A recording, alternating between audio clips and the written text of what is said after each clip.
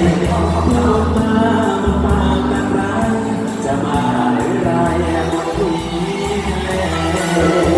สมัยที่โยงที่ทำให้ฉันหุ่นเก๋ว่ามันเขาโอเคคนนี้เสน่ห์กระยาและน้ำอย่ามองชาวบ้านมาจริงๆชีจ้าขอให้คุณดีตาขอให้เดินมาตัวให้ดีคุณละมา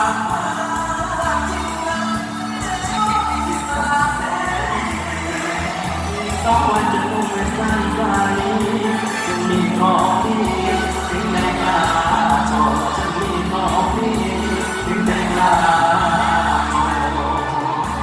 ขอเสียงปรบมือต้อนรับนางเอกที่พิมยาเลยครับผม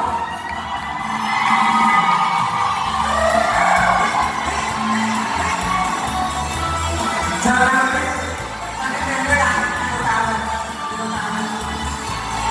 ลูกหัวหน้าลูกไปอีกชาไอ้หนูก่อนเลยเหรอใจเย็นลูกใจเย็นรอนะแต่สั่นเรื่องของฉันไม่ใช่เรื่องของใครพูดมาปากมันลายรักจะมาหรือไรละคนที่ทะเลสมัยนี้ยอมแล้วไม่เก่งอย่างว่าทำให้ฉันพูดเก๋กลัวมันเพราะกันโอเคคนที่เสน่ห์ก็อยาก